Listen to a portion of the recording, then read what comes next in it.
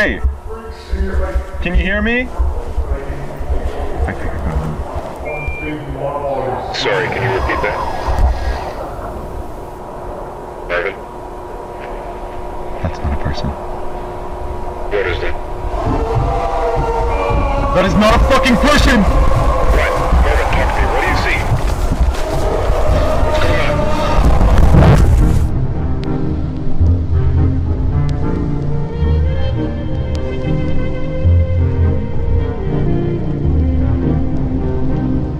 Hey, salut les aventuriers et les héros et bienvenue à un nouvel épisode du podcast dont vous êtes le héros. Ici Xav et Fred, salut Xav, ça va bien? ouais, écoute mec, ça roule. Je suis vraiment content parce que déjà mec, tu te rends compte, 95 épisodes, pas mal hein? Ouais, j'aurais pas cru, c'est vrai, 95, on se rapproche encore une fois dangereusement du 100, attention.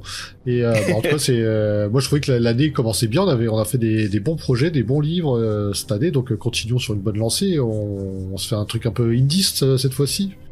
Absolument, pour les auditeurs de très longue date, vous savez qu'on est fan de indie et là justement nous allons discuter de l'Ascension, épisode 1.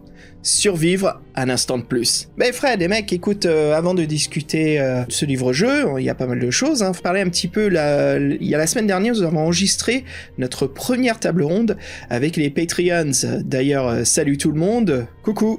Coucou les héros, et franchement, nous on est contents de cette démarche, c'est un truc qu'on attendait, on a été ravis quoi. C'est vrai Xavier, c'était super à faire, super à réaliser, puis voir nos auditeurs, c'est toujours quelque chose de très sympa quoi. Qu'est-ce que t'en as pensé toi? Ouais, franchement, j'ai passé un excellent moment. Alors, vous allez voir, l'épisode sortira en juillet. Et ben, franchement, on a passé un excellent moment. Le sujet, c'était justement entre le livre-jeu et le jeu de rôle. On vous en dit pas plus, hein, comme ça, vous pourrez le découvrir. Mais Fred, on va faire un petit coucou, bien sûr, à nos chevaliers de la table ronde, Damol, Dorn, Simon, le Space Marine. Oh, Heavy Flamer et Assault Weapon Gun, je sais plus trop quoi, mais il fait peur. Le Heavy Flamer Brother. Et bien sûr, le tout nouveau intitulé Le Grand Maître Parano Global. Voilà, donc l'organe. Voilà, donc voilà, vous allez voir, le podcast sera diffusé donc cet été et c'était vraiment chouette. Coucou les gars. Coucou, merci, on vous dit déjà, on renouvellera l'expérience, quoi. C'était vraiment super sympa. Allez Fred, je te propose de plonger tout de suite dans le courrier des lecteurs.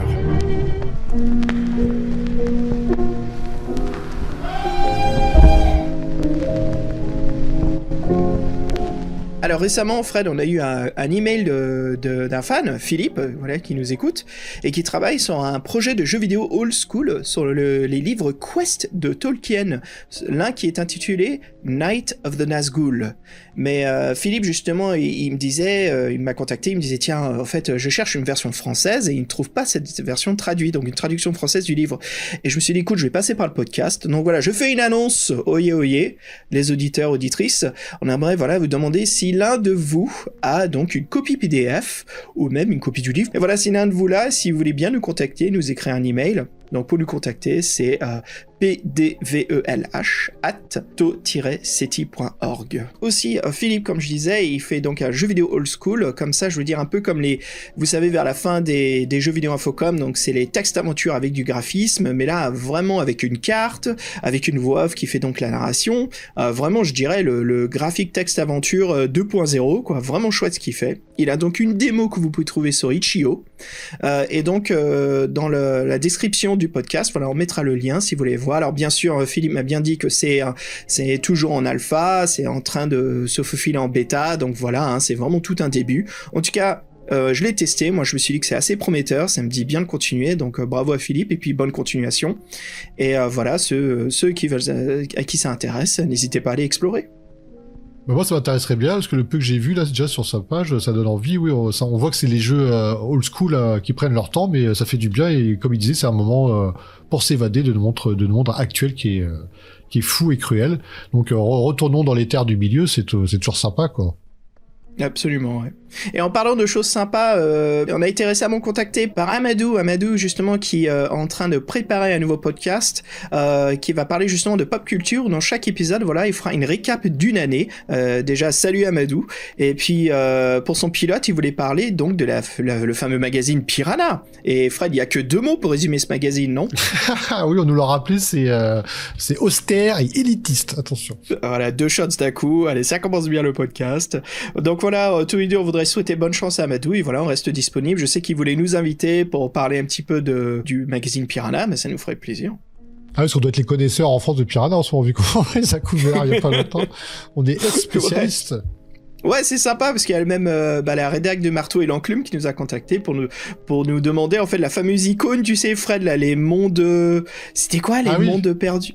Les mondes... Ah oui, le monde perdu, je crois que c'était le truc. C'est ça, attends, que je dis pas des conneries, parce que j'en parlais justement, et cette fameuse icône quand même, qui est vraiment un bon délire. Le monde perdu, c'est bien ça, cette fameuse main squelettique qui touche la Terre, et ça forme un triangle du Bermude, enfin bref, voilà. Et puis Fred, on a aussi reçu un email, un newsletter des créateurs de monde. Oui, souvenez-vous, les créateurs de monde, ils se lançaient dans l'aventure folle d'un magazine sur la création sous toutes ses formes. Et nous, on a été bluffés par leur premier numéro qui est disponible sur notre site web. Et donc, là, voilà, ils ont sur leur 15e numéro, leur pari est réussi, j'ai envie de dire. Parce que s'ils sont allés aussi loin, c'est qu'ils ont trouvé leur public. Et nous, on est très contents parce que c'est vrai que ils étaient très enthousiastes et surtout, les premiers numéros parlaient de la création au sens large. Et moi, je m'en souviens, ça m'avait marqué par rapport aux jeux vidéo, aux jeux de rôle, comment créer son jeu de rôle. C'était juste super.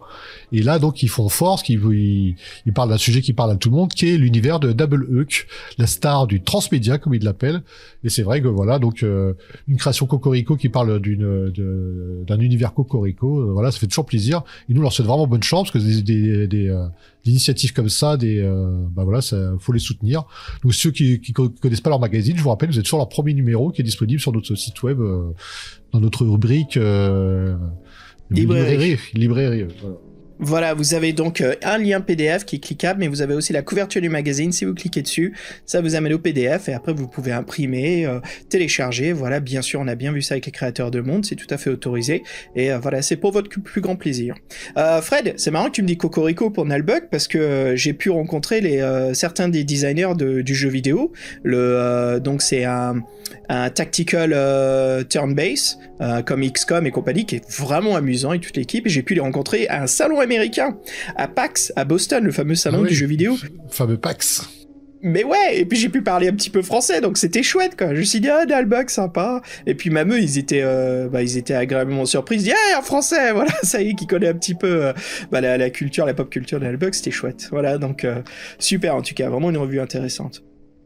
Et je voudrais finir Fred là-dessus parce que je t'en ai parlé un petit peu avant ce podcast parce que j'ai été complètement transporté, je pense qu'en ouvrant la page de ces nouvelles éditions du livre, j'ai été ensorcelé immédiatement. Bien sûr, je voudrais parler des nouvelles éditions de Lone Wolf, donc Loup Solitaire, et puis je voudrais faire un coucou à l'équipe de Loup Solitaire, Home Guard Press, donc Ben Dever, Vincent Lazzari, Francesco Mattioli, sur leur magnifique travail qu'ils ont fait des nouvelles éditions de Lone Wolf, qui sont intitulées les Definitive Editions, donc elles sont impressionnantes Fred, vraiment de beaux ouvrages à avoir dans sa bibliothèque. Je suis vraiment impressionné et surpris de redécouvrir le premier cycle donc de Kai, le premier cycle niveau Kai quoi. Donc pour l'instant il n'y a que le volume 1 à 3. Sachant que Kai ça va jusqu'à 5 et bien sûr avec des nouveaux paragraphes et des nouvelles illustrations dans le premier qui était fait par Nerdgore, voilà, qui n'était pas mais il y avait même des scénarios et des bouts de l'histoire qui n'étaient pas, donc c'est marrant, mais quand on lit Loup Solitaire on se rend compte qu'on n'a pas eu la vraie édition de Joe Dever quoi, il nous manquait quelque chose, c'est comme si on avait eu une version abrégée en livre-jeu, et je suis agréablement surpris de découvrir justement ces définitives éditions. Donc je sais que le premier existe en France, il a été traduit, il existe en 2 versions différentes. Je crois qu'il y a une version, comment tu dis hardback français, excuse-moi pour mon franglais, mais tu sais, cartonné, c'est ça, livre cartonné? C'est couverture rigide. couverture rigide, voilà. Et puis bien sûr les collections de Gallimard Jeunesse qui sont vraiment excellentes, quoi, super intéressantes. Donc je voudrais dire longue vie au travail titanesque de Joe Dever et de l'équipe de création de ces nouvelles éditions définitives qui sont juste impressionnante. Moi, je suis vraiment et c'est même pas ce message n'est même pas sponsorisé. Hein. C'est juste que je suis retombé amoureux de Loup Solitaire et j'ai juste hâte parce que là, il y a eu les pré-réservations pour le volume 4 et 5. Donc, à savoir bien sûr. Le gouffre maudit et le tyran du désert, donc ce qui conclura donc le premier cycle Kai. Après on ira bien sûr au Magna Kai. Donc j'ai hâte. Franchement cette série quand même ça fait je sais pas combien d'années que c'est en création et puis de voir justement le fils de Joe Dever, Ben Dever. J'ai appris en anglais Fred que ça se prononce Dever, pas Dever. Ah oui. Le nom de famille. Donc ça ouais paraît, Ben Dever. ça paraît logique. C'est moi, ma mauvaise prononciation. Et voilà, en tout cas, plein d'amour à Lone Wolf et aux nouvelles éditions. Magnifique.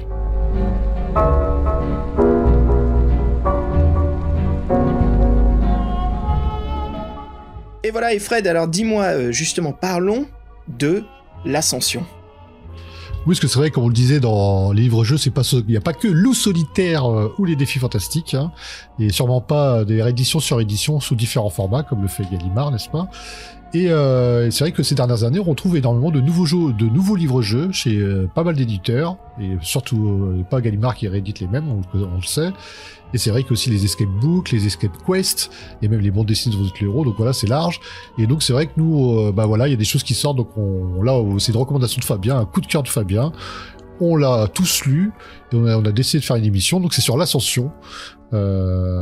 L'épisode 1, Survivre un instant de plus, donc c'est parti pour une trilogie, il semblerait, donc sorti en 2021, c'est pour ça qu'on va faire un petit flashback sur 2021, où les gars, ouvrez bien les oreilles, parce qu'on va vous parler de trucs, vous vous en souvenez, mais putain que c'est loin, 2021.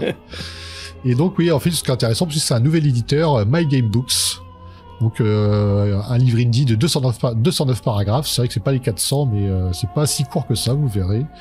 Et c'est vrai que bon, premier bémol, quelques photos mais pas d'illustration, c'est pas grave, on y plonge quand même. Et donc il est disponible notamment sur Amazon en support papier et en version numérique sous différents supports. Et il a été traduit en anglais, parce que c'est une bonne initiative.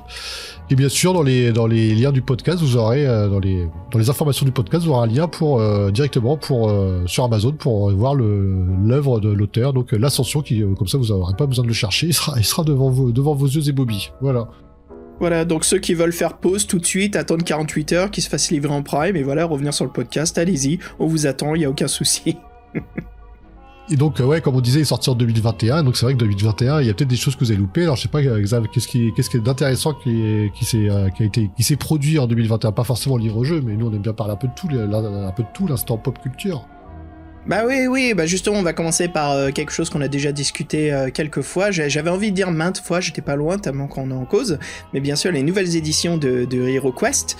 Je suis en vacances en France, donc j'en ai profité. Je suis allé dans une boutique de jeux de rôle et jeux de plateau à Paris, et qu'est-ce que je vois en vitrine ? Je vois la version d'HeroQuest en français, super, magnifique. Donc voilà, on voit que le jeu n'est plus que réservé sur Hasbro, sur leur système de crowdfunding, mais voilà, on peut le trouver en magasin. Tous les old schoolers, voilà, qui veulent revivre ce dungeon crawling jeu de plateau, n'hésitez pas. Et puis ceux qui veulent découvrir un excellent jeu de plateau old school, franchement il n'y a rien de mieux que HeroQuest. Et comme on disait maintes fois, il y a aussi The Descent, et puis je parlais aussi de la version Star Wars Imperial Assault. Voilà, il y a pas mal de ces nouveaux jeux qui sont super, où on a des iPads, des smartphones en accompagnement. Attention, on n'est pas complètement dépendant de l'iPhone, ça sert seulement comme intelligence artificielle à ces aventures, ce qui est vraiment sympa quand on n'a pas de maître du donjon et on joue tous en équipe, quoi.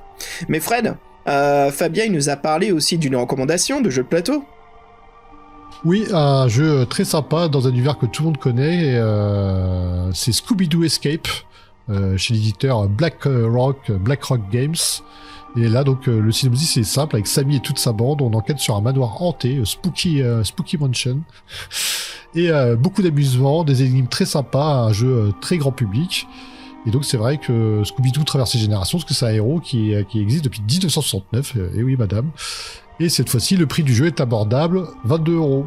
C'est vrai que HeroQuest, ils sont un peu fait la main dessus. Et par contre, HeroQuest, c'est bien, c'est que pour ceux qui connaissent la première édition, bah, vous reconnaîtrez facilement, parce que la boîte, ils ont repris la même boîte, sauf qu'ils l'ont mis un peu modernisé. Moi, j'ai trouvé ça sympa. Ça, on s'y retrouve tout de suite. Ouais, et puis ça rend bien hommage à l'artiste d'origine, hein, parce que c'est bien les mêmes la même mise en scène, mais voilà, via un autre artiste. En tout cas, voilà, donc si vous avez une famille et vous voulez faire de bons petits jeux dans le dungeon crawling ou horreur grand public, bah, vous avez donc Scooby-Doo Escape et HeroQuest. Amusez-vous bien, vous vous ennuierez pas, ça c'est sûr, et l'hiver arrive plus vite qu'on ne le croit, voilà. Absolument. Fred, par contre, t'as dit avec Sammy et toute sa bande, c'est qui Sammy ? Sammy... Pardon, je sais pas. Sammy, c'est de l'idiot. Ah oui, ce que tu connais pas, toi. Ah oui, bah ça doit être Shaggy en anglais. Sammy, c'est Sammy, c'est celui avec le t-shirt vert. Ah, je savais pas du tout. Ah bah voilà, bah écoute, on en apprend tous les jours. Bon, écoute, Raggy, je te propose justement de plonger dans un univers, bah écoute, pourquoi pas, hein, c'est un petit peu ce qu'on retrouve dans Scooby-Doo. Viens avec moi, Fred, et viens découvrir le monde de l'ascension.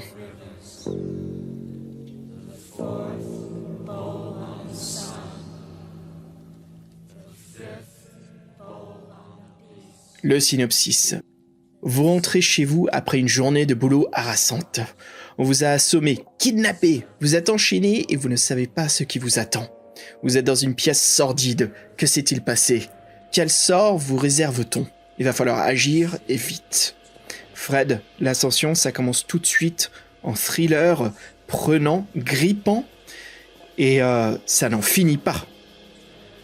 C'est vrai qu'on rentre directement dans le vif du sujet. Et c'est vrai que bon, on a une couverture qui donne un petit peu le ton, qui est assez sépulcrale et lugubre.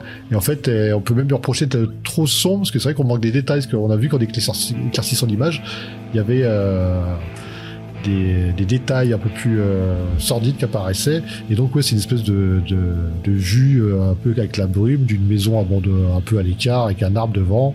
Et en fin de compte, sur le gazon sur l'herbe qui est devant nous, en fait, on se rend compte qu'il y a des squelettes. Donc voilà, ça a l'air d'être un peu un refuge pour des gens qui font des choses pas catholiques, pas nettes.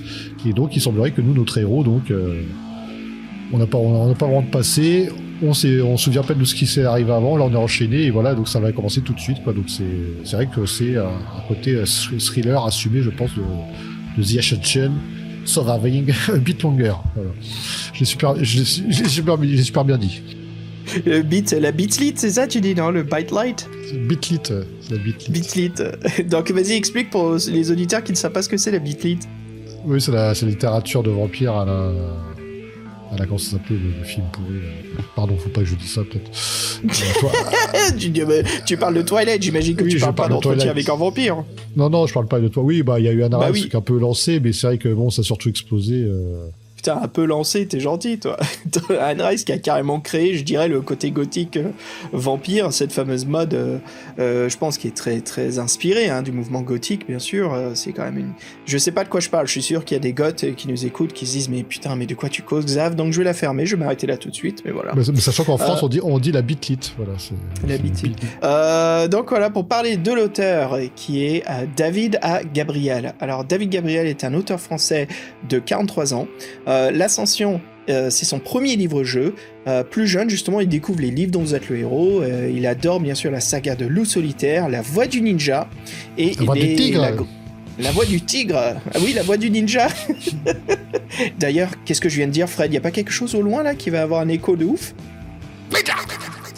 Ça faisait longtemps.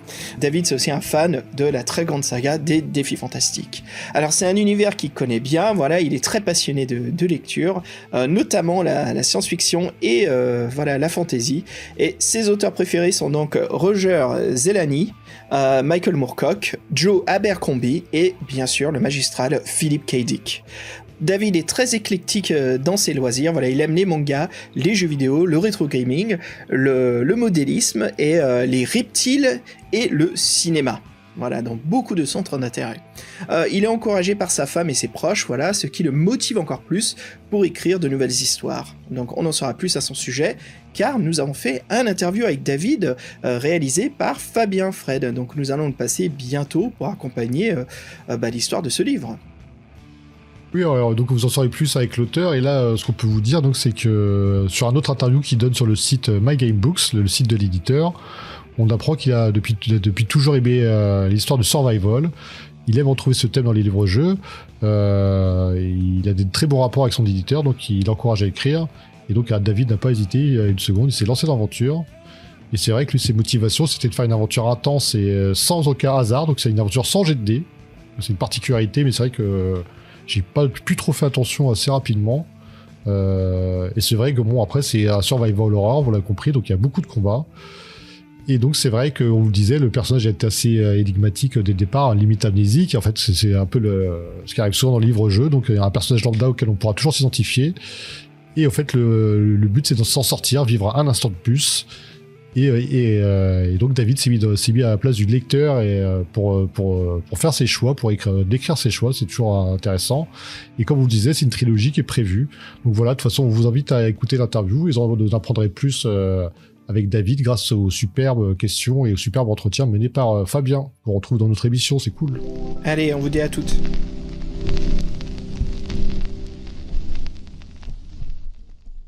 Bonjour à tous, ici c'est Fabien pour le podcast dont vous êtes le héros.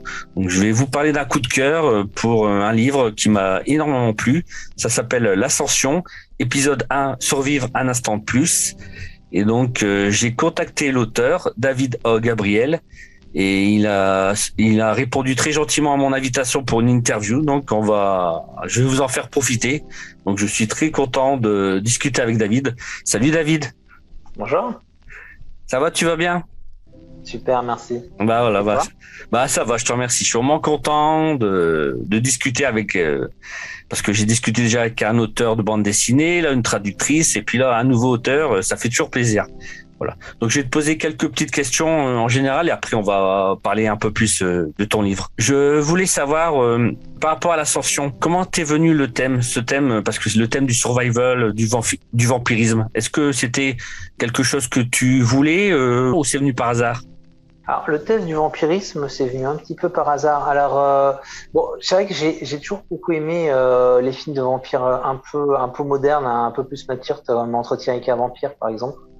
Je pense qu'on retrouve les origines d'Entretien avec un vampire dans le livre, ou d'autres choses comme ça. Donc déjà, c'est un thème qui me plaisait. Et en fait, l'idée était, lorsqu'on a décidé de travailler dessus avec My Game Book, donc avec Julien qui est l'éditeur de My Game Book, qui est mon éditeur, pardon, c'était de faire un livre-jeu, déjà, et peut-être qu'il sorte un petit peu de l'ordinaire, donc quelque chose qui soit différent de ce qu'on a l'habitude. Par exemple, on voit beaucoup de livres-jeux d'Heroic Fantasy.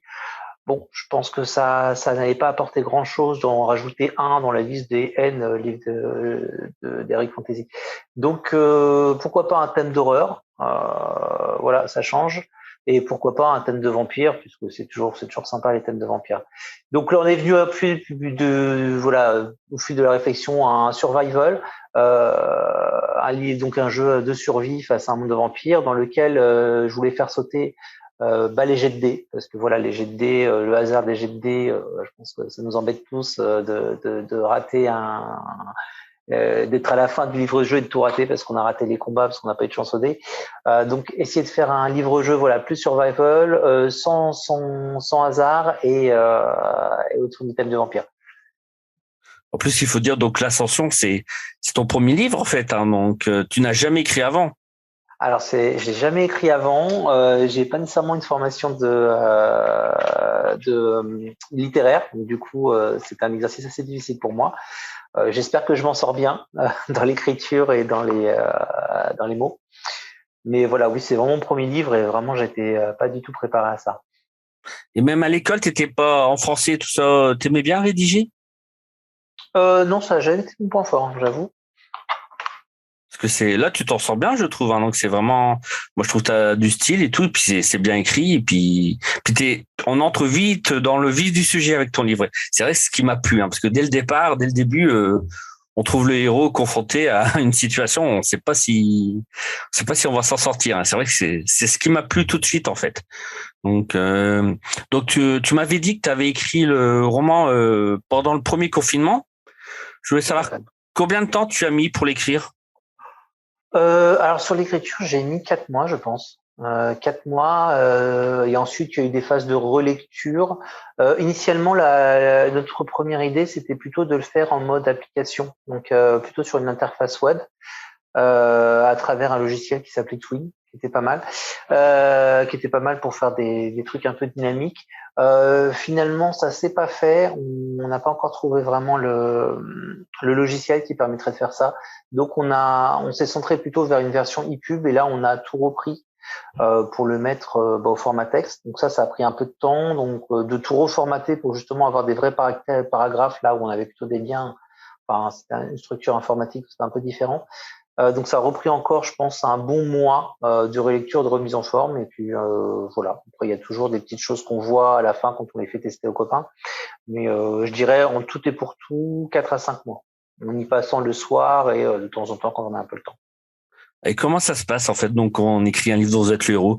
Donc est-ce que tu t'aides d'un logiciel?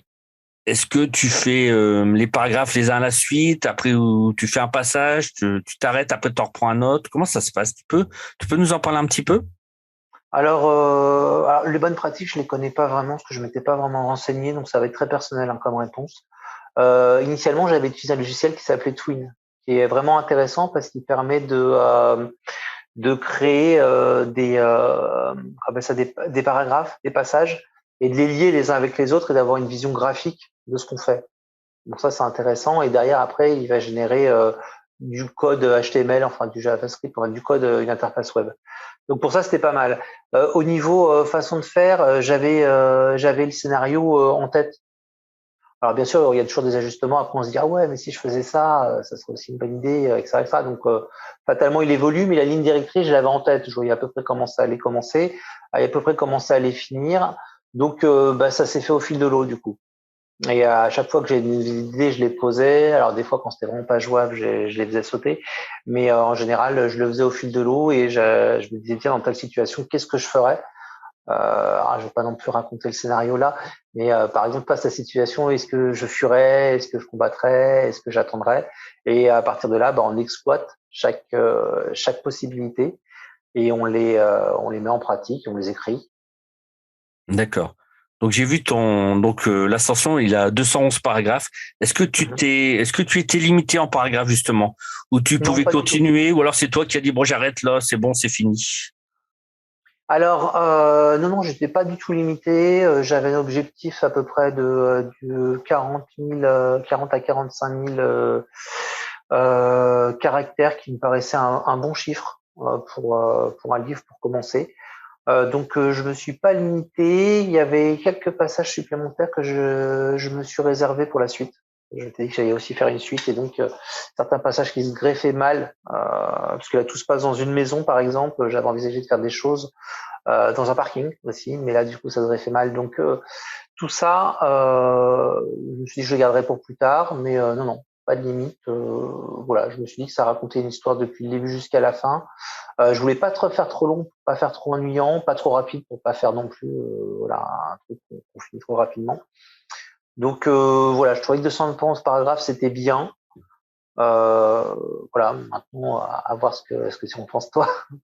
Est-ce que c'était trop court ou trop long, ça je sais pas. J'attends un peu les retours, mais on m'a jamais dit que c'était ni trop long ni trop court. D'ailleurs, on m'a toujours dit que c'était bien. Oui, non, non, pour moi, ça va, c'est correct. Bon, c'est vrai qu'on est habitué aux 400 parce que bon, avec les éditions Folio Gallimard, mais sinon, non, c'est très bien. Donc, ce qui m'a un peu déçu, c'est vrai qu'il n'y avait pas d'illustration, en fait. Donc, enfin, il y a quelques photos, mais c'est vrai que j'aurais aimé, je t'avoue que j'ai tellement l'habitude qu'il y ait des dessins dans les livres dont vous êtes les héros. Là, ne pas en voir très peu, en fait, ça m'a un peu frustré. C'est vrai que j'aurais aimé, je t'avoue, qu'il y ait quand même des dessins. Par exemple, surtout, oui, vas-y. On n'avait pas d'illustrateur, on n'a pas réussi à en trouver. Et malheureusement, il n'était pas bon en dessin. Moi et mon pote. Et du coup, on a rajouté quelques photos pour faire joli. Il faut voir aussi qu'à la base, c'était un format web. Donc, il y avait pas mal d'animations, pas mal de jeux JavaScript et tout ça qui faisait sympa aussi. Et c'est là quand on les a reproduits en texte, on pouvait pas les remettre, quoi. Donc voilà, ça a fait qu'on a fait une version un peu plus simplifiée. Mais si tu aurais pu, imaginons que tu aurais pu avoir l'illustrateur de tes rêves pour ton bouquin, tu aurais pris qui? Ah, c'est une très bonne question que je me suis absolument jamais posée.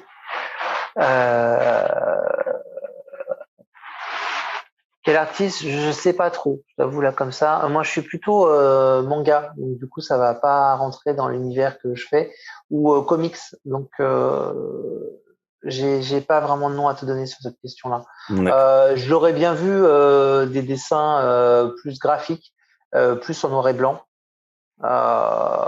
plus sombre, enfin, pour bien montrer, pour bien faire ressortir un peu le côté suspense et côté un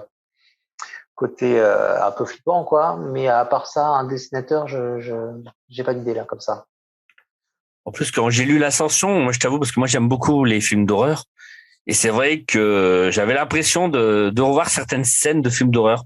Alors notamment Hostel, je sais pas si tu connais, donc de Eli Roth, ou alors un film d'horreur japonais qui s'appelle Grotesque, pardon. Je voulais savoir justement si c'était voulu, non ou pas du tout. Et toi-même, est-ce que tu es fan de films d'horreur? Alors, pas du tout, parce que déjà, je les ai pas vus, parce que je ne suis pas fan du tout de films d'horreur. Ah, Alors, en vérité, oui, c'est assez surprenant. Je pense qu'on pourrait le dire. En vérité, je suis très fan de survival, de jeux de survival. Et là, pour le coup, il y a probablement des références à Resident Evil que je vois pas, par exemple, où je les ai à peu près tous faits. Les anciens comme les nouveaux, je trouve les nouveaux particulièrement bien. Et des jeux d'horreur comme Silent Hill ou tout ça. Faut savoir que moi, le film d'horreur me fait peur, hein, de manière générale. Je ne porte pas les gens qui se font trucider à tour de rôle, ça m'amuse pas du tout. Là où ce que j'aime dans les survival, c'est le fait que le personnage peut se défendre. En fait, il est dans une situation pourrie en général, mais il a la possibilité de se défendre. Et en général, il se défend. Et je sais pas si ça ressort dans le livre, ça, c'est-à-dire que le personnage, il est quand même confronté à beaucoup de situations, souvent les plus pourries les unes que les autres, mais il a toujours le moyen de se défendre ou de fuir, parce que la fuite peut marcher aussi, mais il n'est pas démuni. Il est dans ses retransmissions, il n'est pas démuni. Donc on est loin des films d'horreur où en fait on a 10 mecs qui font chacun un groupe de 1 et qui vont dans une pièce différente et qui vont se faire trucider par les mêmes monstres. Là, c'est vraiment de la survie. Le personnage a de la ressource. Il peut s'en sortir, voilà, faut juste qu'il fasse les bons choix. Donc voilà, pas nécessairement fan des films d'horreur tels quels, mais plutôt des survival. Tu vois, c'est marrant, j'étais persuadé, hein, parce que tu vois, le début de ton livre, ça m'a fait vraiment penser à Hostel. Donc, c'est des personnes qui sont attachées, qui subissent vraiment des souffrances, quoi. Justement, quand ton héros, tu vois, il est attaché, il sait pas quoi faire, il essaie de se délivrer, il y arrive pas. Puis il y a quelqu'un qui arrive, et justement, dans Hostel, c'est ce qui se passe, quoi. Et je me disais, oh là là, c'est un fan d'Hostel, j'étais content, mais bon, bon, c'est bien, tu vois. Donc, tu vois, tu as fait de l'horreur sans le savoir. Tu vois, c'est bien. Et pour le coup, je l'ai vraiment pas vu celui-là. Donc, écoute, bon, c'est vrai que si t'as peur, peut-être pas trop le regarder. Enfin, c'est pas qu'il fait vraiment peur, c'est pas qu'il fait vraiment peur, mais c'est un peu de torture en fait. Hein, donc c'est pas. Voilà. Ouais, alors, je suis carrément anti-film de. Ouais, je comprends. Alors effectivement, j'en ai vu comme Saw et tout, ça peut être rigolo, mais non, pas de sadisme gratuit, j'aime pas. D'accord. Et sinon, oui, en référence de jeux vidéo, bah moi j'avais pensé aussi à Castlevania. Bon. Oui. C'est vrai qu'il y a le thème du vampire dans Castlevania, mais c'est parce qu'en fait, dans Castlevania, à la fin, souvent, quand tu as le boss, tu le tues et après, il revient sous une autre forme, tu vois. Et dans ton livre, c'est un petit peu ça, quoi. Je veux pas trop spoiler, mais il se passe, tu vois, quand on tue un certain personnage et après, il revient. Donc, plusieurs fois. Et dans Castlevania, c'est ce qui se passe. Donc, je sais pas si t'es d'accord avec moi ou pas, mais ça m'avait fait penser à ça. Ouais, j'aurais pas pensé au Castlevania pour le coup, mais effectivement, il y a un petit peu de ça. Alors sur les derniers, ils sont quand même plus orientés action. Ce sont les en 3D, je crois. Je pense aussi à la série Netflix. Mais pourquoi pas, ouais, pourquoi pas. J'avais pas ça en tête quand j'ai écrit le livre. D'accord. D'accord. L'idée, c'était aussi de faire certains monstres difficiles à tuer, quoi. Plus le vampire. Et là, on va plutôt retrouver, je pense, les concepts des livres modernes de vampires, comme Entretien avec un vampire, que je conseille vraiment, enfin, pour le coup, et le film est vraiment très bien, et les livres qui sont vraiment très très bien. Toute la série Entretien avec un vampire d'Anne Rice, où là, effectivement, selon l'âge du vampire, le niveau du vampire est pas le même. Les vampires sont plus forts, ils sont vieux. On retrouve aussi ça souvent dans les thèmes de vampires, c'est-à-dire le vieux vampire est vraiment très fort. Là, du tout, fatalement, le vampire, parce qu'il y en a quelques-uns anciens, va être plus dur à tuer, plus dur à affronter et plus dur à tuer. D'accord. Et est-ce que donc l'Ascension, donc tu l'as dit, ça va être sur plusieurs livres, donc ça va être une trilogie. Est-ce que tu peux nous donner qu'est-ce qui va se passer peut-être au volume 2, non? Tu peux nous en parler un tout petit peu ou pas du tout? Oui, alors sans rentrer dans les détails pour pas nécessairement raconter le livre, je dirais qu'on peut facilement dire que notre personnage principal est passé d'une situation pourrie à une autre situation pourrie, et que la 2, ça sera la sortie de cette situation, toujours pareil. Donc il va être quelque part et il devra en sortir. Les différences, c'est qu'on va rentrer un petit peu plus dans l'histoire. Notamment pourquoi le personnage a quand même cette capacité à survivre, et donc il y a un artefact qui est trouvé dans le livre.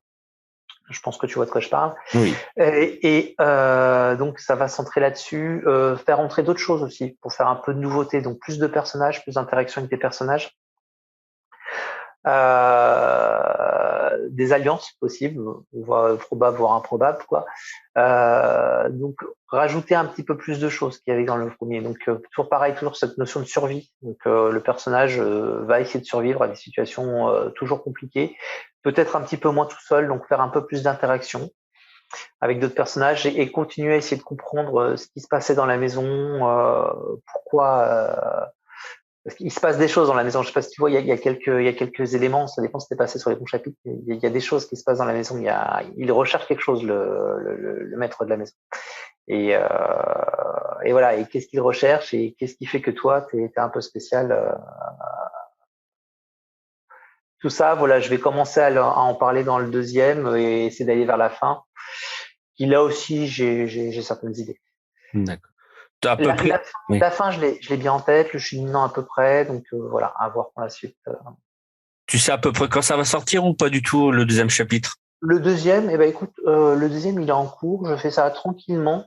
Comme tu as pu le voir, c'est un livre qu'on a mis sur Amazon, voilà, qui marchote, on n'a pas beaucoup de ventes, qui marche bien pour ceux qui le lisent, les gens l'aiment bien. Mais voilà, il n'y a pas une forte demande, donc je fais ça tranquillement. Et je sais pas si le succès est là, je mettrai la deuxième vitesse. Pour l'instant, je pense avoir fait un tiers du livre, du deuxième. D'accord. Puis moi, j'avais beaucoup aimé les petites énigmes que tu avais mis. Donc, on va en retrouver dans le deuxième? Oui, probablement, oui. D'accord, parce que j'avais bien aimé à chercher un petit peu. Donc voilà. Rien que l'intro, c'est une énigme elle est toute seule. Oui. Et je voulais une dernière question. Je voulais savoir, est-ce que tu aurais envie d'écrire un roman, mais qui soit pas du tout interactif, pas du tout un livre-jeu, un roman? Un roman, pourquoi pas, ouais, pourquoi pas. Peut-être revenir un peu à la fantaisie. J'avais des idées. En fait, alors si je devais continuer à écrire, mon second projet aurait été plutôt changer. Alors pour le coup, j'aurais changé complètement de fusil d'épaule et plutôt partir sur de la fantaisie un peu plus pour enfants. Donc un peu plus orienté jeunes enfants, quoi. Parce que là, pareil, je me rends compte que souvent les livres, les JDR, soit c'est pour les ados, donc il y a toujours beaucoup de textes, c'est toujours un peu compliqué, peut y avoir pas mal de violence quand même. Ou alors pour les tout petits, en général ça les intéresse pas parce que c'est des pavés d'écriture avec au final assez plié en 4-5 choix. Essayer de trouver quelque chose d'intermédiaire pour les 10-12 ans, pour attirer un peu les enfants à écrire et faire plutôt des histoires de fantaisie qui soient lisibles pour eux. J'aurais voulu essayer de faire quelque chose comme ça, de faire quelque chose d'intéressant. Mais du coup, là, pour le coup, je change complètement de ce que je fais actuellement. Donc ça aurait été mon deuxième projet. Mon troisième projet, un roman, pourquoi pas. D'accord. Bah écoute David, je te remercie beaucoup. Donc j'invite tous les auditeurs à lire l'Ascension parce que c'est vraiment un livre-jeu agréable. C'est vraiment, il y a plein de suspense, il y a plein d'aventures, il se passe beaucoup de choses. C'est vraiment agréable. En plus, même s'il n'y a pas de dés, ben c'est pas facile. Puis il y a des énigmes. C'est vrai que puis on rencontre des sacrés personnages dans le livre. Donc, moi, je me suis bien amusé. Puis j'espère que vous amuserez autant à le lire. Je te remercie beaucoup, David, pour ces interviews. Ça m'a fait très plaisir. Merci à toi. Je t'en prie. Je te dis à bientôt. À bientôt. Merci beaucoup. Au revoir, les auditeurs. Au revoir.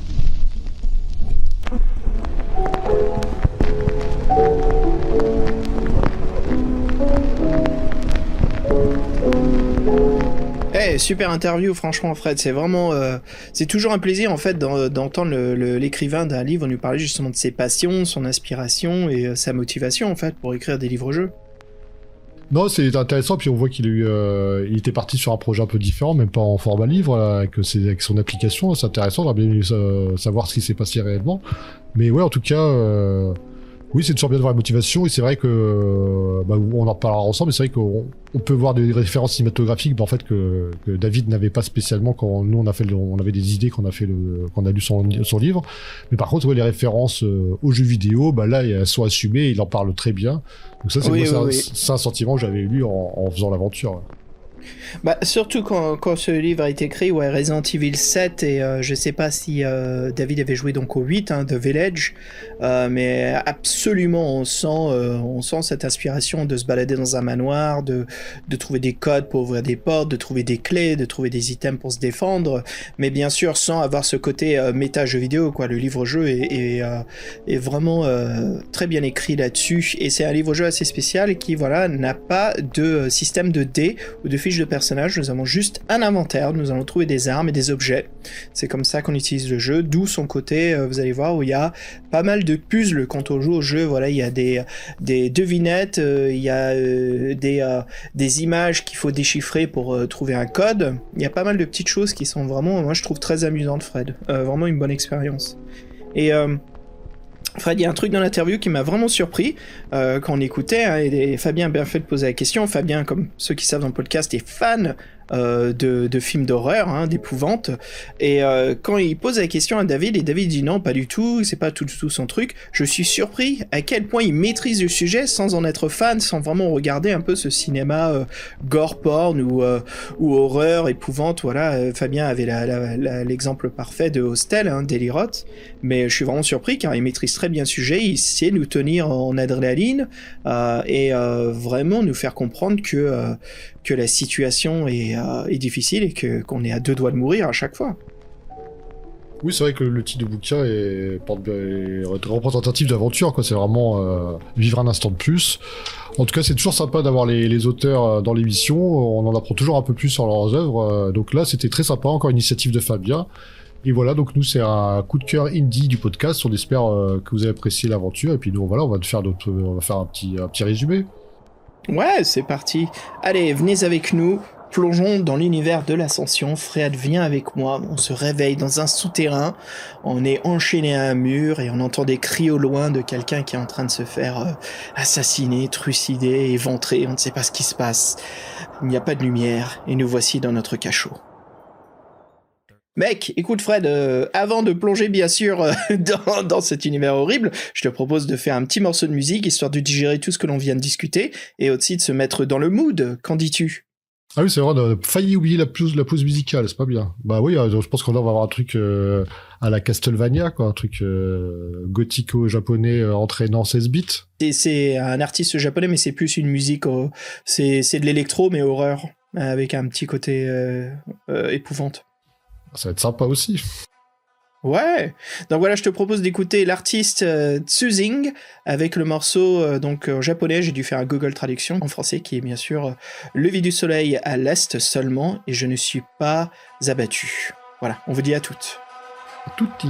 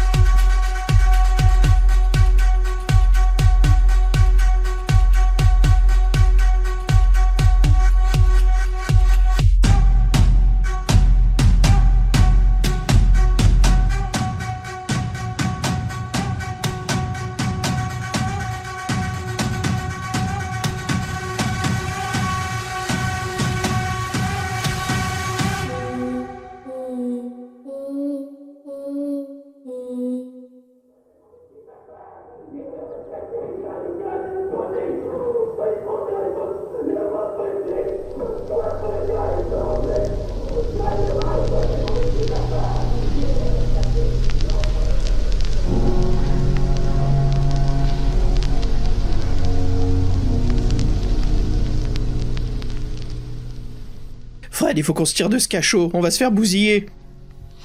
Ah bah oui, en plus ça part mal, parce que là on entend des bruits de pas qui se rapprochent et c'est pour notre gueule, je pense. Hein. Non.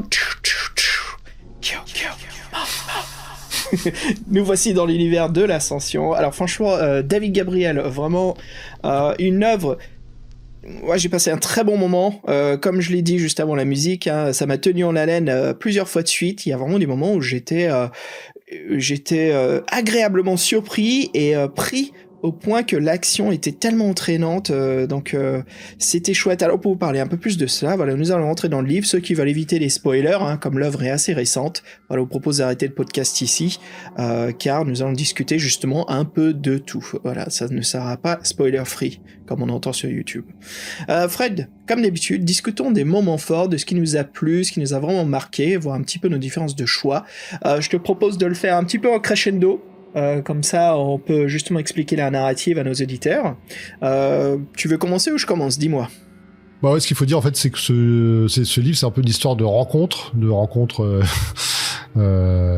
dangereuses et donc en fait, faut résoudre le problème que nous provoque cette rencontre. Moi, je le vois un peu comme ça. Donc c'est vrai qu'on passe d'une épreuve à une autre, et donc ça commence sur les chapeaux de roue, comme on disait, parce que là on est enchaîné comme du bétail en fait presque. Et là donc on a deux mecs qui s'approchent, qui discutent de nous, ils ont l'air d'apprécier ce qu'ils ont en face d'eux, on sait pas, dans un langage qui nous fait un peu hérisser le poil sur le dos, et oui, donc on se rend compte que le mec se jette sur nous, et est-ce que c'est un vampire, quoi, tout simplement. Qu'est-ce qu'on peut faire?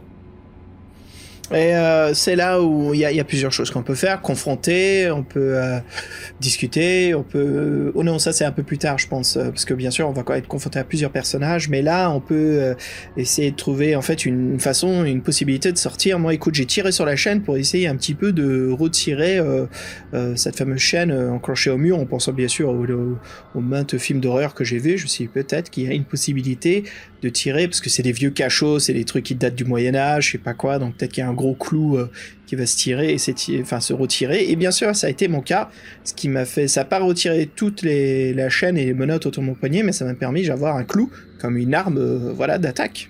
Oui, c'est ça. De toute façon, on peut faire 2-3 choses avant que les deux individus arrivent.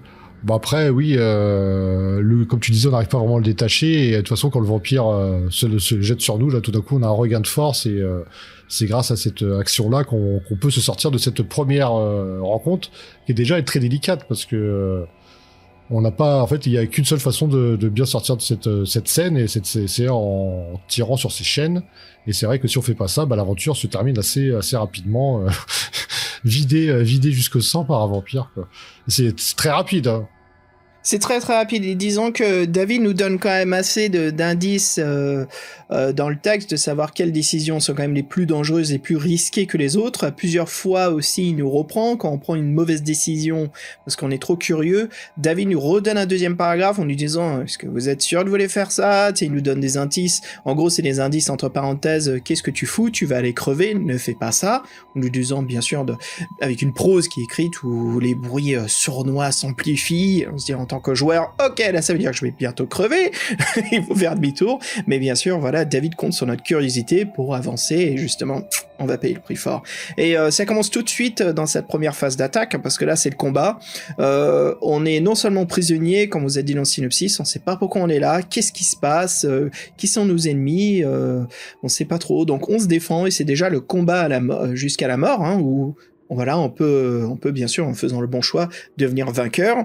On se rend compte que c'est un vampire justement qui nous a mordu le cou, et qui justement commence à regurgiter son sang en plein dans notre visage, et c'est bien dégueulasse, on est tout de suite dans le gore. Je me dis ok, Fred, ça commence vachement fort, hein, les premiers moments de ce livre, hein. Moi je crois que c'est le livre où je suis le mort le plus rapidement. ça. Donc je fais ah oui. Je peux me vanter vite fait, je suis mort que 3 fois. C'est tout. Bah, je suis mort que 3 fois aussi, mais la première c'était celle-ci, quoi. Non, ouais, donc c'est dans le vif du sujet. Voilà, vous êtes obligé de faire un combat à mort contre un vampire grâce à vos petits clous de cette chaîne que vous avez réussi à. C'est difficile, hein, ils sont résistants, quoi. Donc on arrive quand même à le. Je crois qu'on trouve un couteau sur place, on le finit à coup de couteau, il me semble, celui-ci, non? Ouais, voilà, au lieu de... On trouve un couteau, ouais, on arrive... Je crois qu'il était sur lui, je me souviens plus trop. Mais oui, en effet, on commence déjà à s'équiper, on trouve des choses, mais... donc la façon de procéder comme ceci, c'est qu'en fait, David...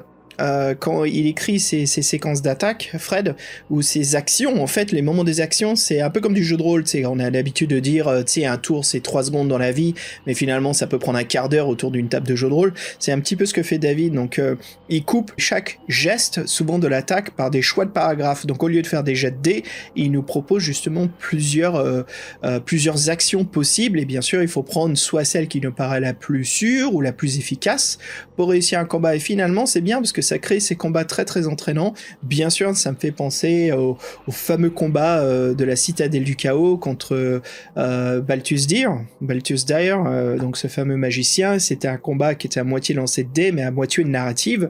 Et là, justement, David Gabriel nous fait ces combats complètement narratifs, ce qui est vraiment chouette. Et Fred, je sens beaucoup plus les conséquences de nos actions dans ces combats, parce que ça dure, hein, ça dure des paragraphes et des paragraphes, des fois, et on va en parler tout à l'heure, mais il y a un combat contre un adversaire qui va durer pas mal de paragraphes. Au bout d'un moment, je me dis, mais putain, mais ça s'arrête quand, là? D'une façon, quand je me dis ça, c'est pas parce que c'est long, c'est plus, mais quand est-ce qu'il va crever, ce salaud, quoi? C'est pas possible. C'est vrai, comme on disait, donc, les combats sont très scénarisés, donc très scriptés, et en fait, on a plusieurs choix, il y a qu'une seule action qui nous permet d'avancer. En fait, on peut juste avancer, et quand vous dites que les vampires sont résistants, c'est ça, c'est-à-dire qu'il faut pas remporter sur un seul paragraphe. Il faut faire la bonne initiative, faut pas que le mec soit surpris. Après, il faut le blesser assez pour que sa force devienne moins grande que la nôtre, et en gros, en fait, après, il faut réussir à l'achever. Donc, c'est un enchaînement de bonnes décisions qu'il faut prendre, et qui rendent l'action très dynamique et font très cinématographique, hein, c'est vrai, et très jeu vidéo aussi, moi j'ai trouvé. Et donc le premier, c'est ça, on est obligé de s'acharner sur lui, et on sort de là, on est déjà épuisé, on demande qu'est-ce qui se passe, et on s'est un petit peu équipé, on comprend que s'ils sont tous comme ça, on va bien galérer, quoi.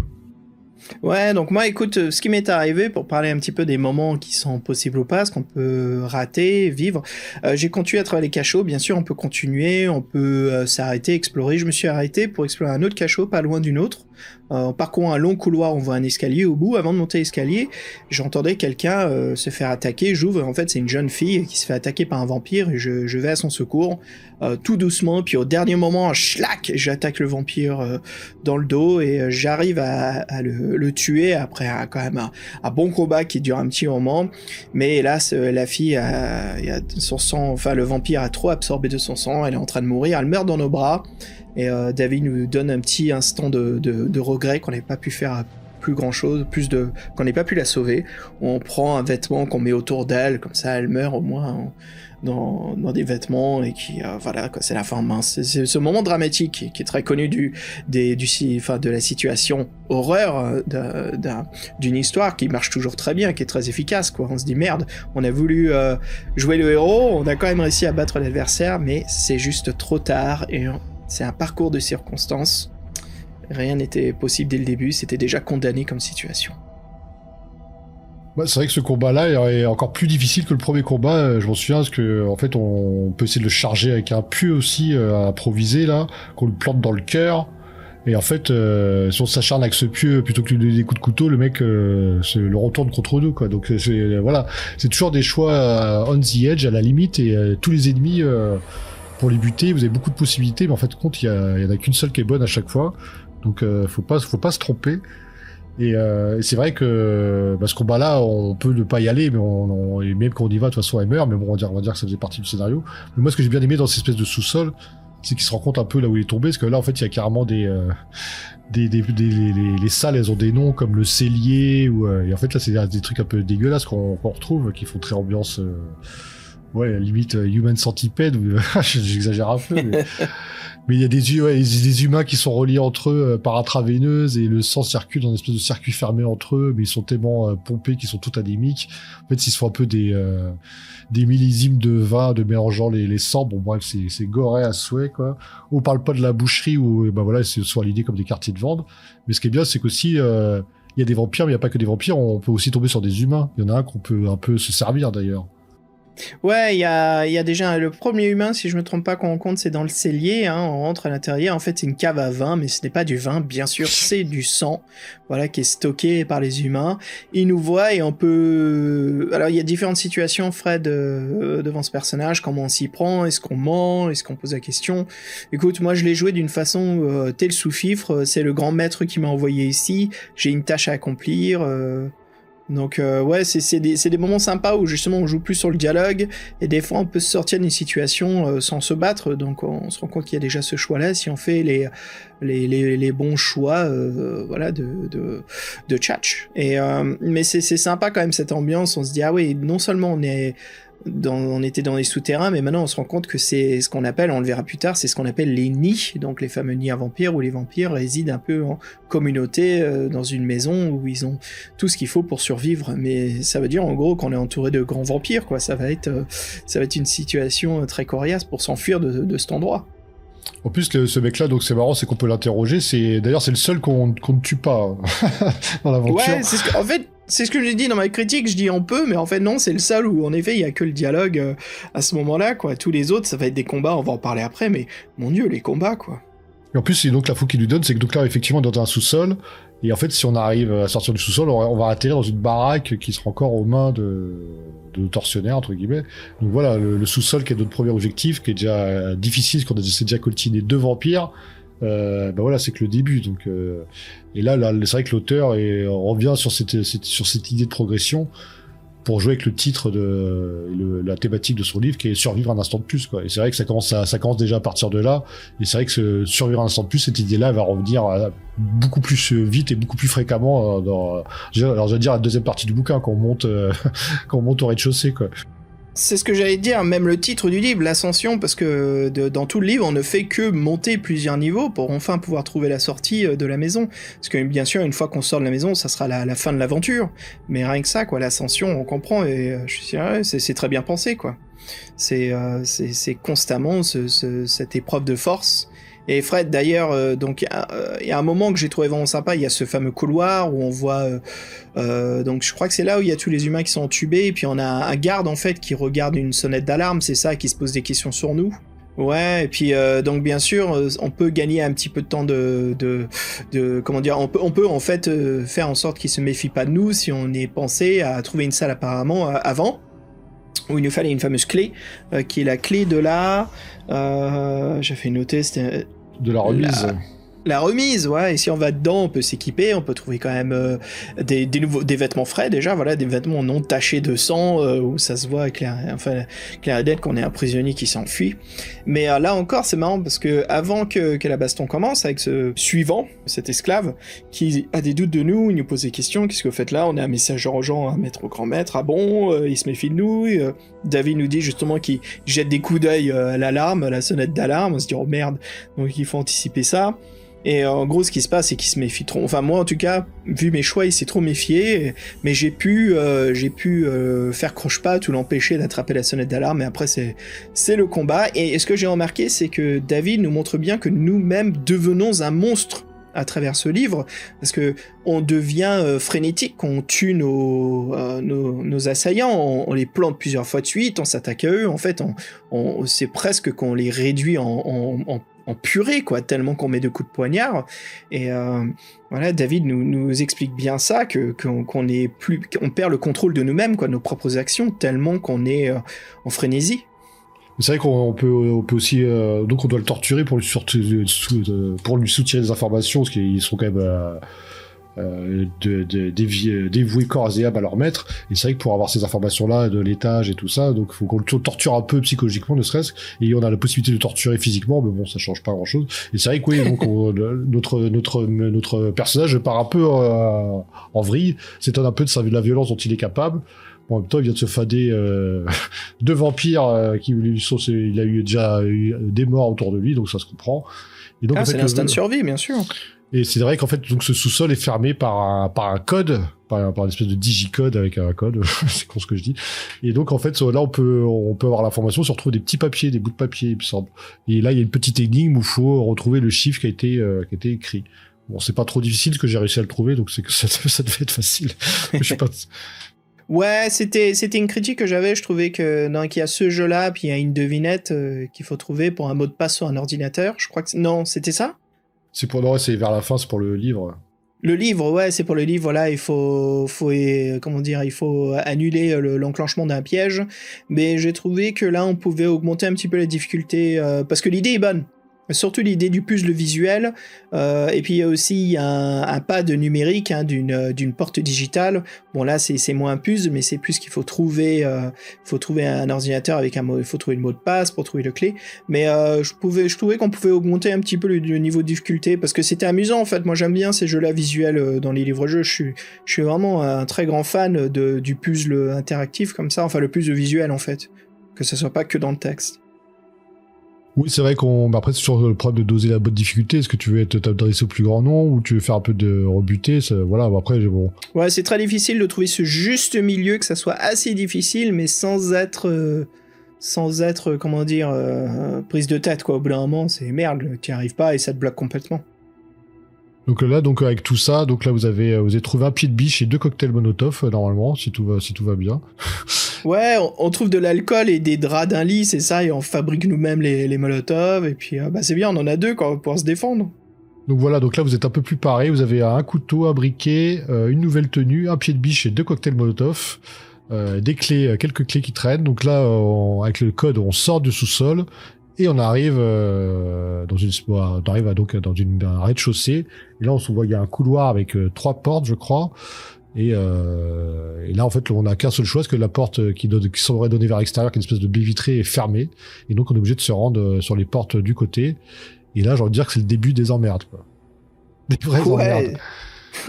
On va rencontrer donc l'un des aïeuls, je sais pas comment on dit, les très grands vampires. Donc le lore des vampires, c'est le plus âgé sont les vampires, le plus difficile ils sont à battre parce qu'ils ont une croissance surprenante d'expérience et de force et les fameux pouvoirs vampiriques.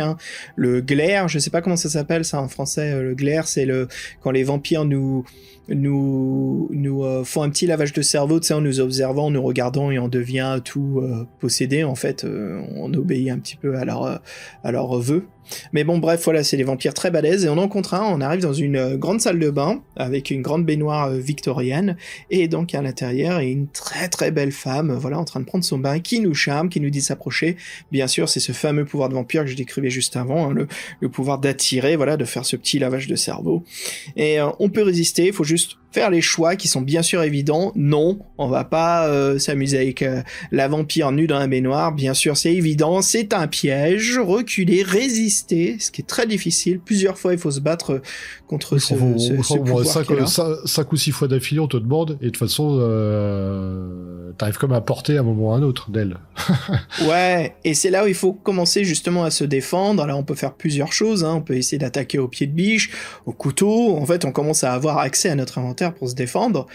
Fred, moi, c'était un combat assez impressionnant parce que c'était d'abord le coup de pied de biche qui a pas très bien fonctionné parce que met un coup et ça me balance contre le mur.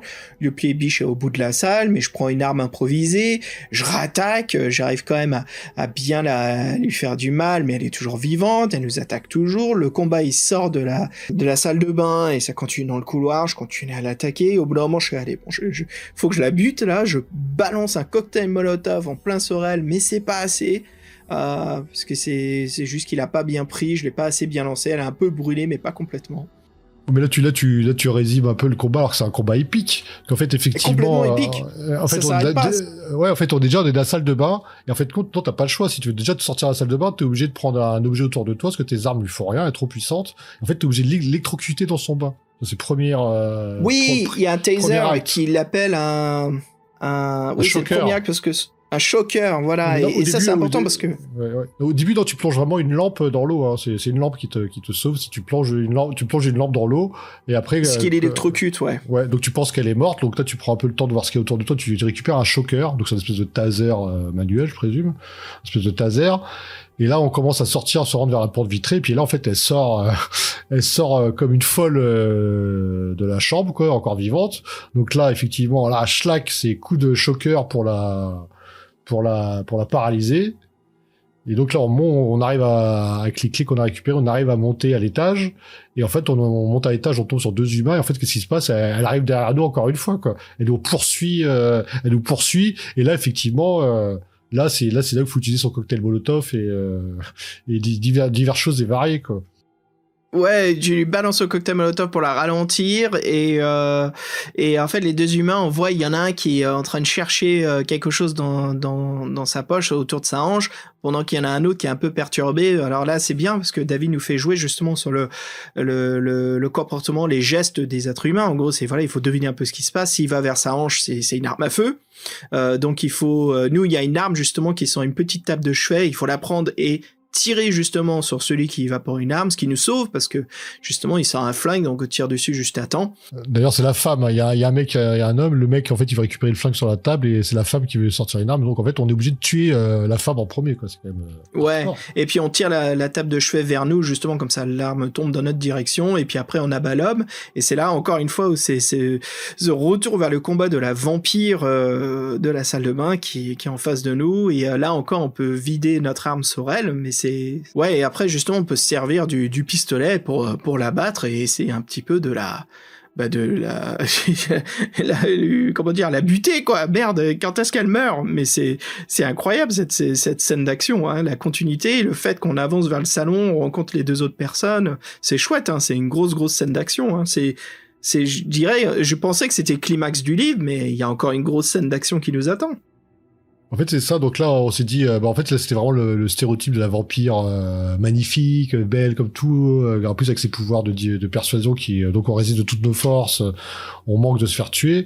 Et là, à la fin, t'es tellement en colère, brûlé, qu'on voit vraiment le vampire qui était derrière. Là, on bute les 2 humains. On est à l'étage. On fait, ah, ça y est, c'est terminé. Et là, il y a la sortie. Et elle est fermée. Et on entend des bruits à l'étage. En fait, on est obligé d'aller à l'étage.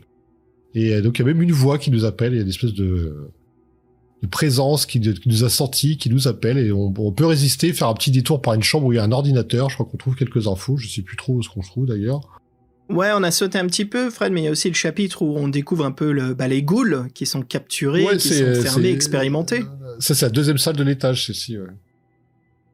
Et il y a 2 moments de ghouls qui sont assez intéressants. Le premier, en fait, c'est une salle d'examen. Oui, t'as raison, la salle d'examen. Grave, ouais. Mais d'ailleurs, c'est une rencontre qui est pas obligatoire. Tu peux la zapper, je crois. Moi, j'y suis allé par curiosité, mais on peut poursuivre, entre guillemets. Bah, vas-y, raconte, parce qu'on l'a tous les 2 fait, forcément. Mais il y a cette curiosité du livre-jeu. Moi, je t'admets, au bout d'un moment, je sais que le choix est con, mais je suis juste curieux de ce qu'a écrit, en fait, l'écrivain. C'est pour ça que je fais toujours ces choix-là dans les livres-jeux. Ça m'éclate de voir comment ça va devenir la catastrophe, quoi. Donc, raconte, qu'est-ce qu'il y a dans cette salle d'examen? Ouais, donc il y a une cage avec une présence humaine à l'intérieur. Et puis le mec est toujours de dos, il semble pas nous avoir vus. Donc en fait, nous on a la bonne idée de rentrer dans la cage, quoi, pour dire tiens, t'es pas bien, alors qu'il y a des vampires partout. Bon bref, on peut s'introduire dans la cage pour aller voir qu'est-ce qui se passe, ce pauvre petit homme, pourquoi il a pas l'air bien dans sa cage. Et en fait, au malheur, au désespoir, c'est pas du tout un humain, c'est une goule. Donc c'est un vampire qui a pas vraiment été terminé. Et eux, c'est que pur instinct. Et en fait, je crois que ce qui nous sauve, c'est qu'il a pas non. Ce qui nous sauve, en fait, c'est qu'ils ont un point faible, le crâne. Et là, le pied de biche qu'on avait récupéré quelques instants avant, là, quelques temps avant dans les sous-sols, bah là, nous sert bien. Un bon coup de pied de biche appuyé sur le crâne, il y a plus personne. Alors que toutes les autres stratégies, finissaient en charpie, il est vraiment colère, la goule, hein. Colère, hein. Oui, c'était une scène sympa, mais tu te sais très bien qu'il faut pas rentrer dans la cage, mais t'y vas, ouais, parce que t'as envie de te marrer dans l'aventure, savoir ce qui se passe, quoi. Mais tu peux survivre aussi, tu peux t'en sortir et survivre quand même. C'est un peu intéressant parce que c'est une façon de découvrir qu'il y a d'autres adversaires, quoi. Il y a des humains, des vampires et donc des ghouls. C'est une bonne façon d'introduire ces personnages-là. Et donc les ghouls, on va le rencontrer une nouvelle fois dans une fameuse salle où donc on rentre, ça active un piège immédiatement, Fred. Et il y a donc un manuscrit, un livre qui est au milieu de la salle et donc il y a des ghouls de chaque côté accrochés à un mur. Il y a des chaînes qui vont à l'intérieur du mur et qui bien sûr sont relâchés pour que les ghouls avancent un petit peu dans la salle. Il y a une espèce de piédestal avec il y a un objet qui nous appelle et on se dit que on est obligé malheureusement il faut répondre à son appel et en fait on trouve le mécanisme du piège sur le piédestal, quoi. Et donc mais pour désamorcer le piédestal, il y a donc une devinette. C'est qui est donc je crois qu'on nous dit 3 choses. Hein, c'est l'homme, le poisson et le cheval. Et donc ce qu'on peut faire, c'est réfléchir au nombre de jambes, donc 2, 0, 4. Et bien sûr, c'est le bon paragraphe auquel il faut se rendre, hein, Fred? Oui, c'est ça. En fait, il y a un mec qui a mis un truc mémotechnique, qui a gravé quelque chose de mémotechnique à côté des. Oui, un survivant, voilà, c'est ça. Ouais.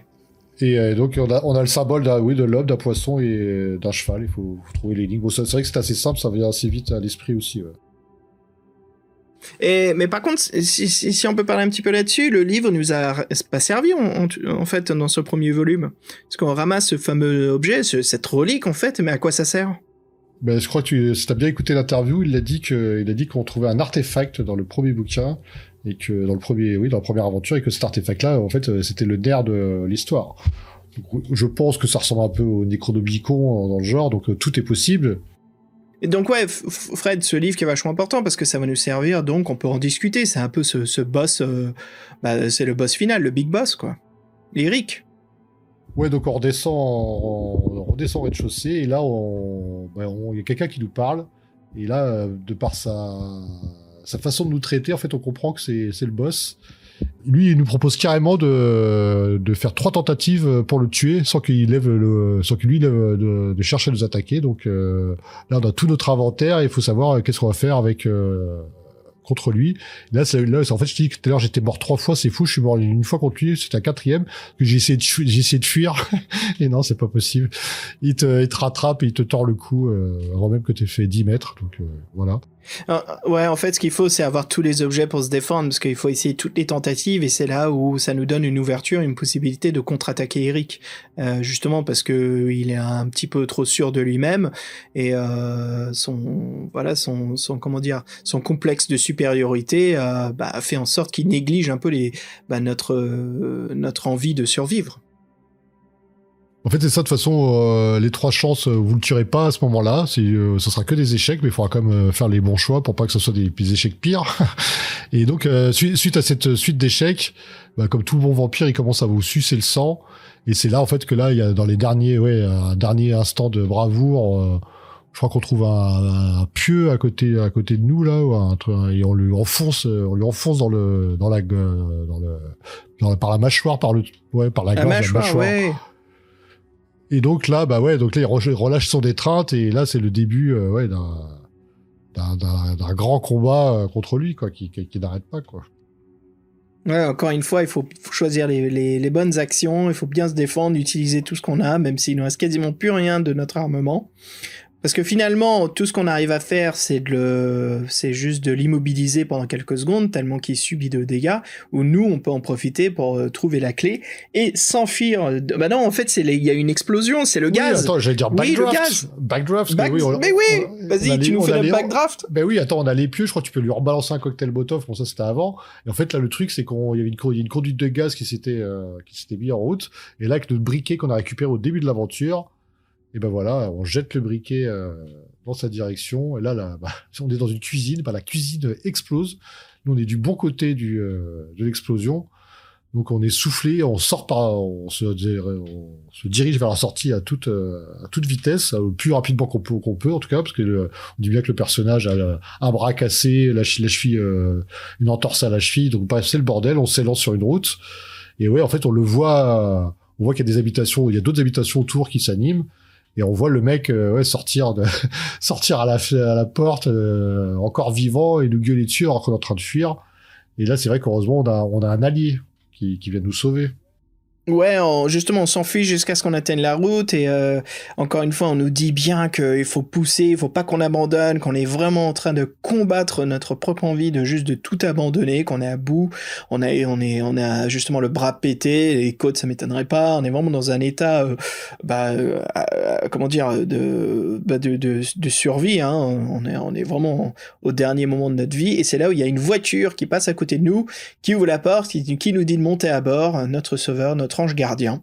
On monte à l'intérieur de la voiture et il démarre au quart de tour. Et puis dedans, il y a un petit dialogue qui nous dit, qui nous surveillait, il nous a vu qu'on avait besoin d'aide.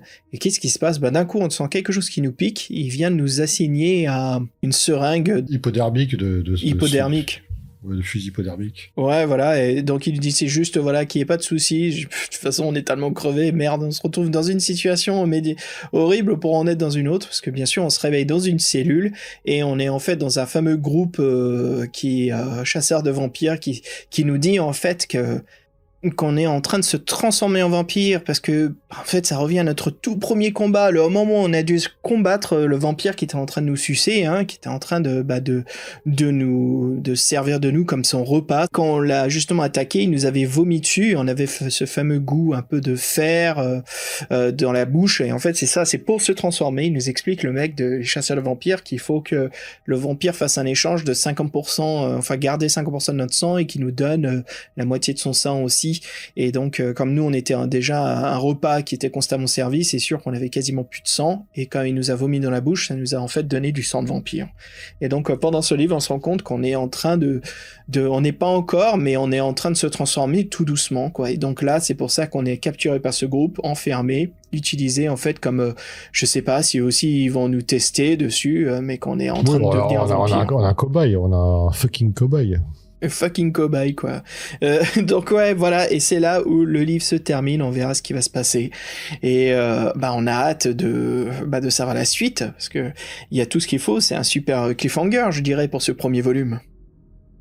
Ah oui, ça annonce bien la suite et il reprend le thème, donc il dit qu'en gros là on est dans une situation fâcheuse, mais on sait qu'on aura une occasion qu'il faudra saisir, il faudra encore une fois vivre un instant de plus.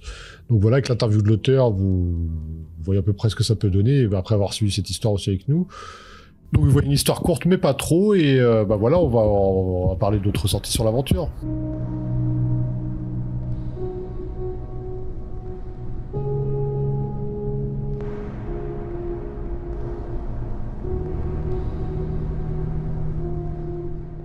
Ouais, Fred, tu fais bien de le dire. En effet, j'ai trouvé l'aventure vraiment remplie d'action, un beau thriller horreur, très bien fait. Surtout, comme on en parlait avant, David qui n'a pas trop d'expérience dans les films d'horreur comme ça, et je trouve qu'il maîtrise vachement bien le sujet, très prenant. Je trouve le fait qu'il n'y ait pas de système de dés ou de fiches de personnage, que ça marche parfaitement. Le système de faire les bons choix, de trouver les bons choix, d'avoir les bons objets, ça marche. C'est vraiment intéressant d'explorer les designs visuels, mais c'est court. Moi j'ai trouvé ça trop court, j'en voulais un peu plus, moi ça me manquait, je voulais qu'il y ait encore plus de choses qui se passent dans cette maison. En gros voilà, et il m'a mis le croc, mais j'en voulais un peu plus.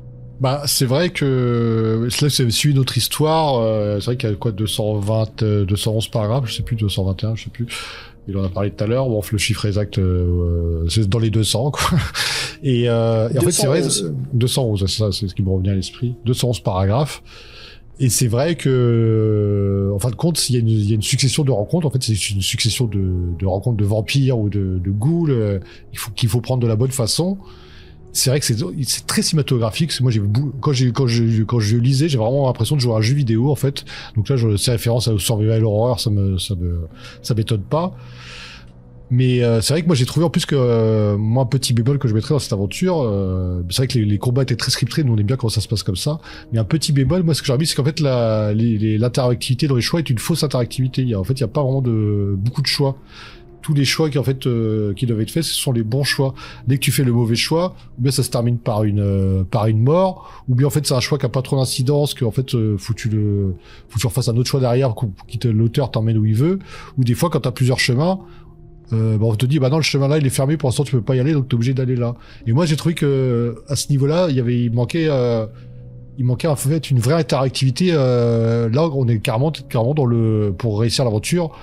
vous êtes obligé de passer par tous les paragraphes que l'auteur a choisi, qui étaient là. Vous pouvez pas avancer différemment. En fait, si vous faites pas ces choix-là, vous avancerez pas, vous êtes mort. Donc c'est même pas le one true pass. C'est carrément, c'est pas si t'as loupé cet objet-là, tu peux pas faire l'aventure. C'est que tous les choix, il y a qu'un seul bon choix.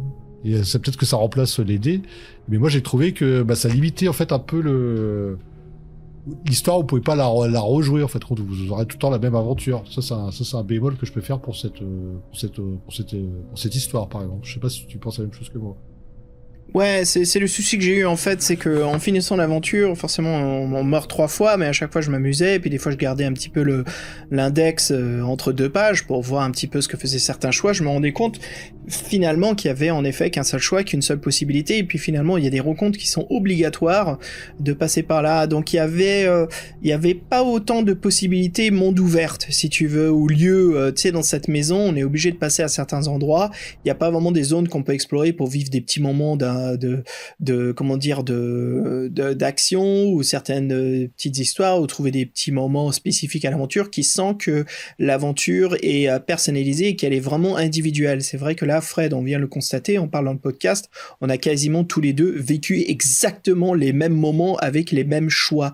Donc en effet, ça marche en tant que livre-jeu sur le moment, mais il y a un problème là-dessus, c'est qu'en fait, on lit une fois, on a déjà vécu l'expérience possible. On peut le relire, mais il y aura peu de détails, il y aura peu de différence en fait. Donc ça c'est un truc qui est un peu difficile, hein. C'est que ça veut dire qu'il y a vraiment comment dire le replay, la valeur du replay, elle est très très petite, mais ce qui compense, et c'est là où je trouve que ça marche dans l'écriture de David, c'est que l'aventure elle-même est comme tu l'as dit Fred, très cinématographique, très action, c'est prenant. Franchement, ce combat contre la femme vampire, je crois que c'est l'un des meilleurs combats narratifs que j'ai lu dans un livre-jeu. J'étais vraiment surpris et j'étais agréablement, je dirais même agréablement surpris que au bout d'un moment, je crois que je l'ai dit à voix haute, tout seul quand j'étais en train de lire dans mon fauteuil, je me dis mais putain, mais quand est-ce qu'elle meurt, merde.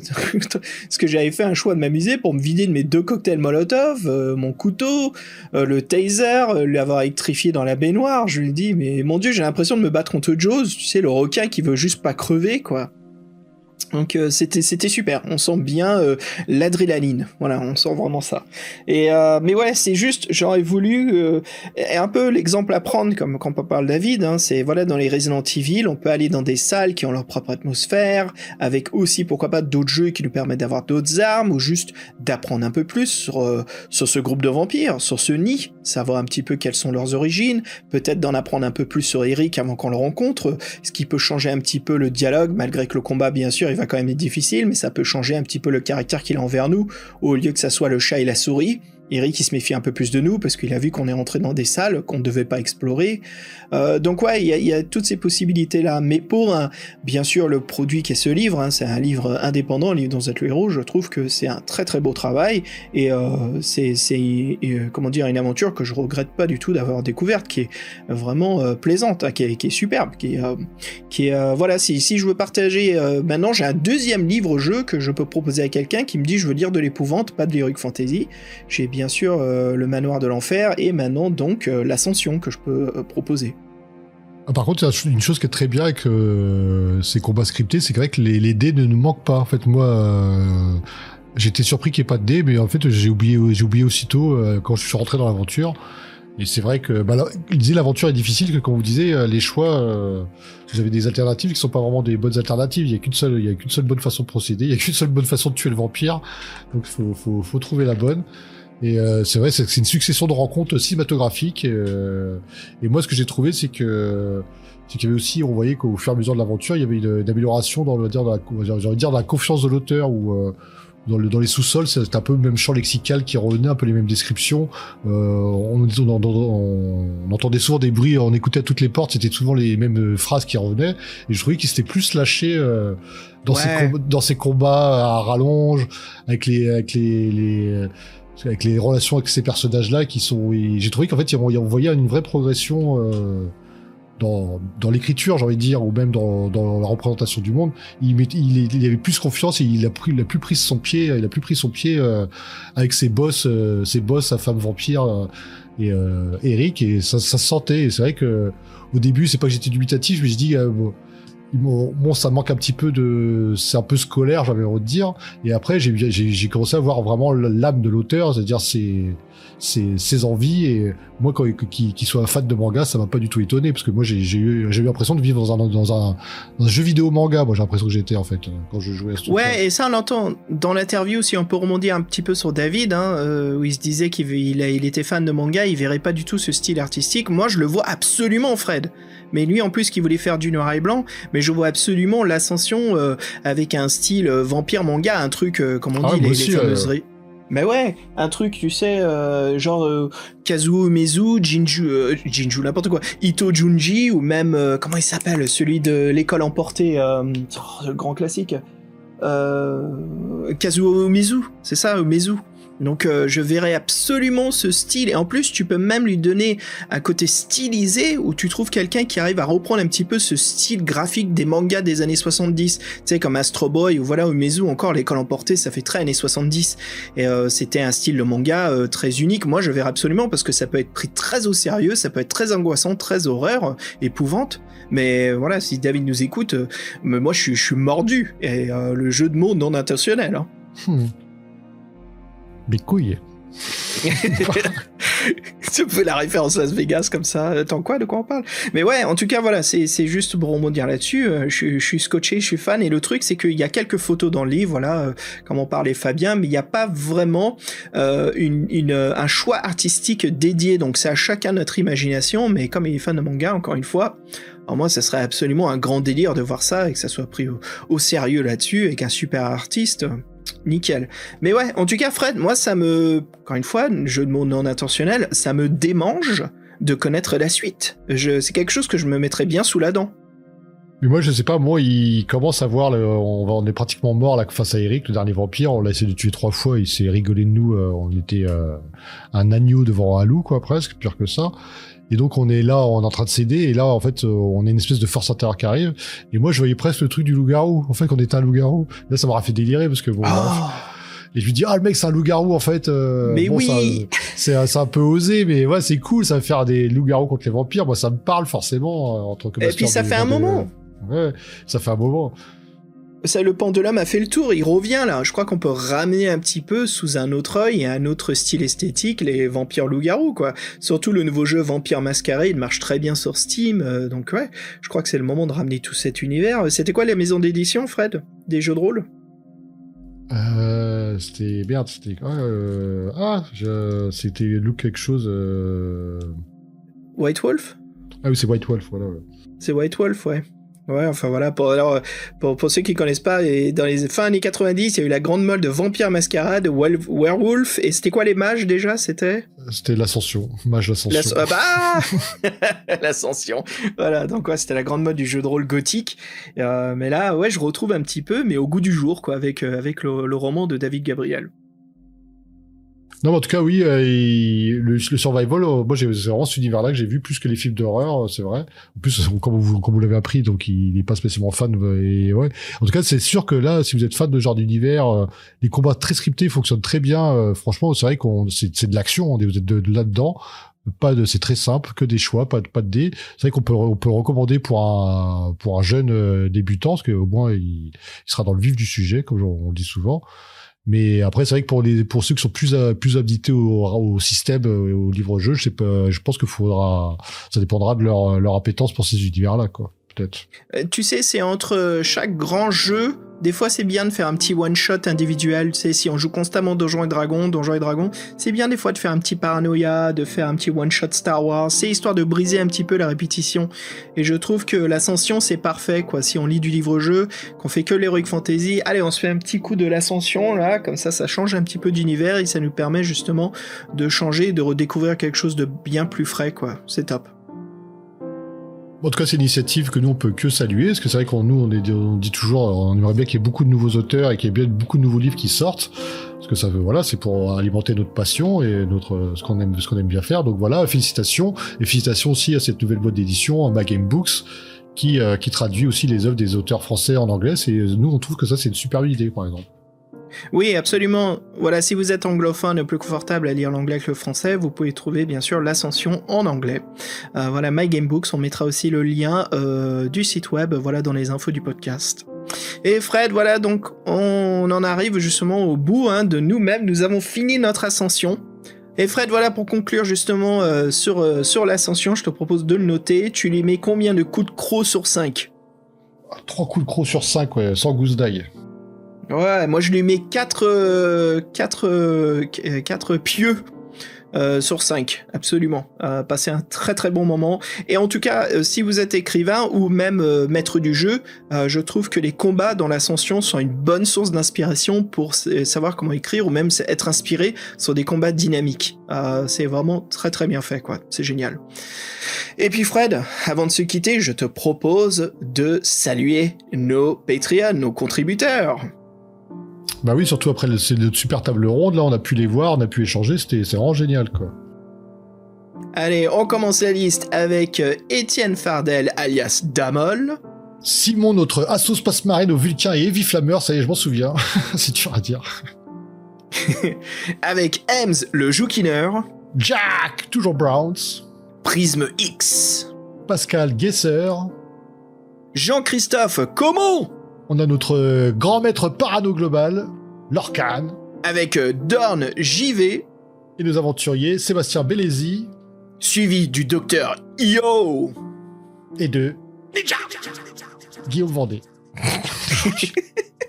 Immortel.